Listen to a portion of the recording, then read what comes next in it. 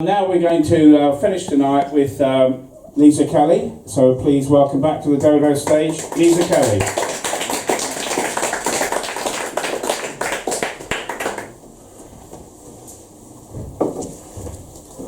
Thank you, Patrick. I haven't got a poem for you, but I've got a poem that's based on something that I saw that was very wrong. Horsing around. What you did was kind of ugly. Straddling her head, locking her neck between your thighs when she dropped down on the dance floor to pick up a dropped diamond stud. It was a potent gesture when we all knew how impotent you were. Your best friend with her in a cubicle, 4 feet on the lid, holding onto the cistern for dear life while you raved around the clubhouse wielding a long iron how you'd find her and flog her. You never did, and you didn't find out about the butcher's apprentice or the boy at the gym. She let the girls know. Proud of the marathon sessions, the varied venues, the butchers, the bunker, the bean, the cocaine, the champagne, the videos. But it had a kind of seedy glamour, whereas what you did was plain ugly. This is how I ride my wife. This is where she belongs, between my thighs. Was it the ridiculous boast that made it so ugly? Or the fact she tried to laugh it off as she adjusted her skirt, patted her platinum beehive back into place when you, at last, unclenched, when she finally reared up and bolted.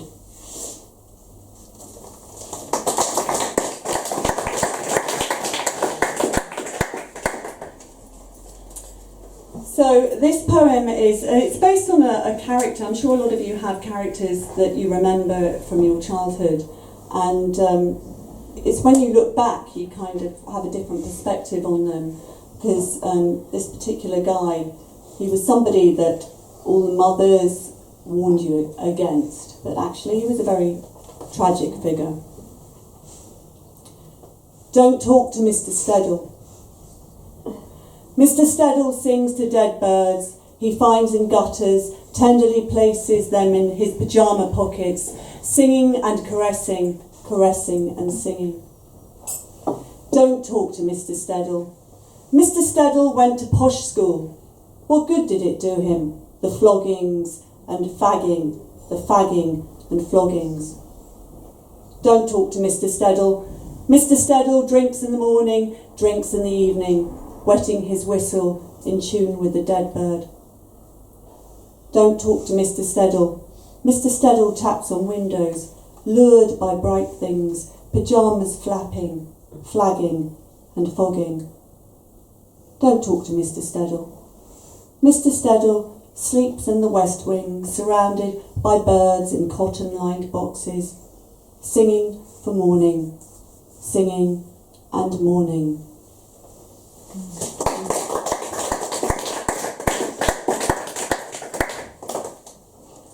So yes, this poem is about my mum. She was Danish, and one of my biggest regrets is that I didn't grow up learning Danish. If you speak another language, speak it all the time. You know, just get it out there. It's very important that you pass that on. So this is about my mum and just what she went through when she came over to live in England when she was 18. Immigrant mother. She came with her 18 years believing in happy ever afters. She came off the Esberg boat to jokes about banana boats. She came with a funny language and spoke English with a funny accent, which was probably German or maybe South African. She came with the maiden name Carewolf to become a pronounceable wife twice. She came with her dirty idea of duvets playing tricks on apple pie beds. She came with no sense of class to, that's not how we do things. She came with salted licorice, swapped for mint humbugs. She came with the mother tongue, ripped out because it was useless. She came to nanny children and left monolingual children, grandchildren, who miss her voice.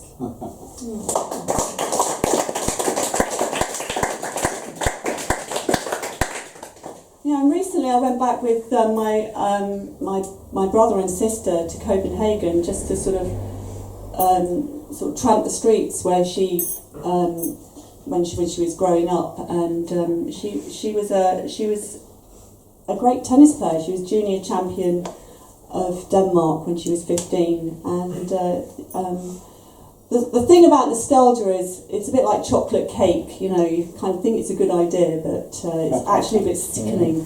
So I'm not sure if it was it was a lovely holiday, but it was, you know, it had this sort of nostalgic note. So Copenhagen Bull Club remembered. Already the air is sepia tinted. It sent a heavy ode of nostalgia, a crystal bottle left on a shelf in the sun. Already late afternoon is crystallising into early evening as my sister sips soda at a table overlooking the clay courts.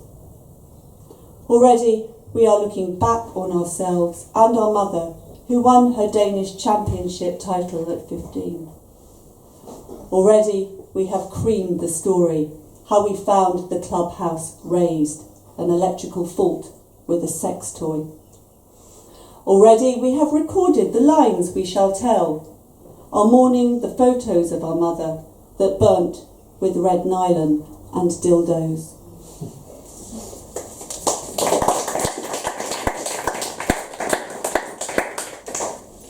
And finally, thank you very much for having me. It's been great to listen to all the debuts. I've really enjoyed them, and the pongs as well. And I just want to leave you with this final poem. It came out of a conversation or question that my daughter asked me for her recent birthday party. So the title of the poem bleeds into the first line. At my party, can we smoke weed in the gazebo, please? In the dragon-juice pause, the road ahead forks between parents who can be told anything and aliens who must be kept in the dark. Looking back down the middle of the road, most travelled are potholes where we've tripped, him supplying in the playground, me taking the odd puff. Nothing to seriously divert us from the straight and jacketed path of hypocrisy. Nothing to make us think we're losing a daughter, gaining an addict along the way. Choosing is just one option on a useless map. Left to an unwanted pregnancy in a druggy squat, right to a druggy squat and an unwanted pregnancy. Most likely, the round trip back to this prospective patch of grass.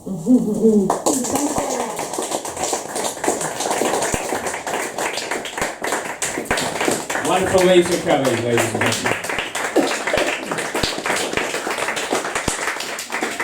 Thank you very much for coming to our September Songs evening. I'd like to give more applause, please, to Lisa Kelly,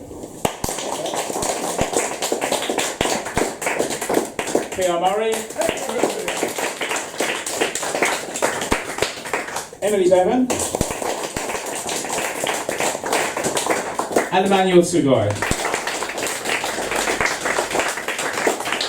We'll be back here on the 9th of October, which is the Friday night after National Poetry Day, so we will have some open mic spots that evening, so that if you'd like to come along and read on this stage, if you were here tonight, we'd welcome you back. So that's when we're next here, but thank you very much. Give yourself a round of applause, and then we'll say good night. Thank you.